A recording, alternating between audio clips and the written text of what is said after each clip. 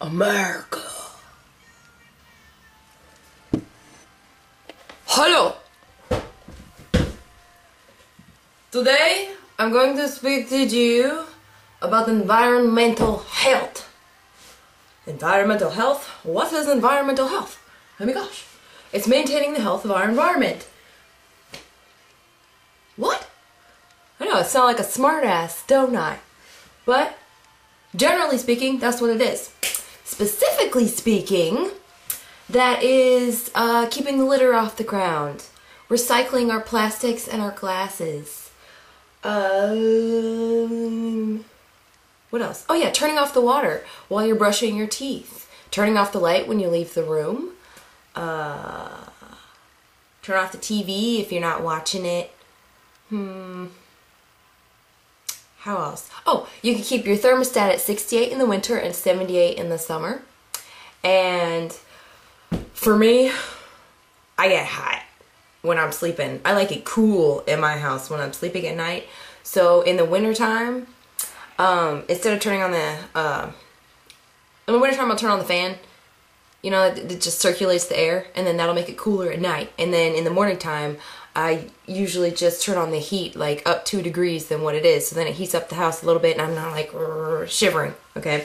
In the summertime, that's when I'll turn the fan on and pretty much leave it on as long as I can until I feel the need to turn on the air conditioning. And at night, in the springtime, it's usually cool enough that I can keep the fan going at night. You know what I'm talking about, the fan function. It's you have AC and then heat, and then neither of them are on, and you just turn on the fan, and that just circulates the air through the house, and it'll also cool off your house as well. You know, because if you've got an attic or if you've got a basement, heat rises, cool air sinks. So either way, you're gonna have an imbalance of temperature. So use it to your advantage, right? So in the summer times at night, sometimes, yeah, I turn on the AC, but primarily during the day, I don't even turn it on, and that saves a bunch of money. And yeah, it uses electricity with the fan on, but, you know, not as much as the air conditioning would. And let's see, how else? Oh, you could replace your light bulbs in your house with those energy efficient. I like the soft white. I don't like the daylight because it just feels like it's like right there on my face. And it's just too bright, but the soft white is what I have on right now, actually. And that saves you a few bucks per light bulb a year, you know, so it adds up in the end, it really does. And let's see, your refrigerator, you could turn your refrigerator down a little bit so that it's not blowing so cold, you know, because the colder you want your food, the more energy it needs. And energy, now that I mention energy, that's one of the major obstacles that we have to overcome as a world, you know, as a people, is conserving our energy, finding environmentally friendly forms of energy to maintain the lifestyle that we've become accustomed to. Because let's face it, we love our technology, we love our modern lifestyle, so we just need to find a safe way to compromise and conserve energy so that Mother Nature's happy and we're happy as human race. So yes, conserving energy. And that's all the purpose of the AC thing, and changing your light bulbs and turning off your lights and conserving the water. You know, our water supply is draining as well. And, you know, we just have to conserve, conserve, conserve. And recycling as well. Recycling should be a law. Let me tell you, I'm passionate about that, okay?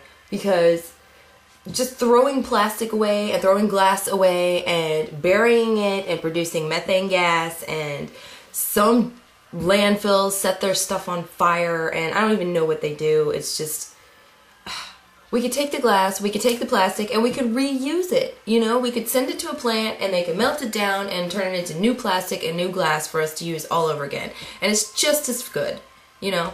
So recycling should be a law. We should all be required to recycle so that we can conserve our planet and our environment and our energy even more than what we're already doing. We have to be green. You know, we have to.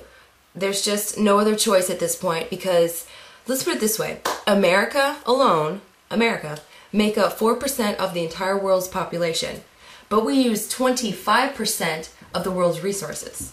So that means that as Americans, we are high consumers, and as a result of that, we're just obliterating our resources on top of it. Okay, so we need to conserve, conserve, conserve, and save our energy and save some money, you know, because that's the win for us in the end of all this, because all this conserving and this going green and, you know, it saves money in the end. It really does. It costs money now maybe to make improvements. You know, if you can afford to make improvements to your home and make it a greener home, by all means do it. It'll cost you money now, but in the long run, you'll end up saving hundreds and thousands of dollars, okay? Believe me, it's worth it. So, the higher the risk, the higher the benefit, right? So take the risk, spend your money, upgrade to green if you can, start recycling, don't litter, you know, throw away your trash. If you see a piece of trash on the ground, just pick it up and put it in the nearest trash can. You know, don't have the bystander effect where you just walk right on by, you know. Be that kind person to pick up that trash and put it in the trash can, and then somebody else is going to see that kind act, and they're going to do the exact same thing later on, I guarantee it. The pay it forward concept, you know what I'm talking about? Okay, so just set a good example and conserve our environment. Environment conservation. Saving our planet. Go Captain Planet! Y'all remember that cartoon? Maybe not. Anyway, alright. So, I'm gonna go. And environmental health, yes. Get it in check, please. Do an environmental health overhaul of your house, of your car, of your life processes. Figure out where you can save money, where you can conserve energy, and where you can conserve resources. Reduce, reuse, recycle. And I'm gonna go.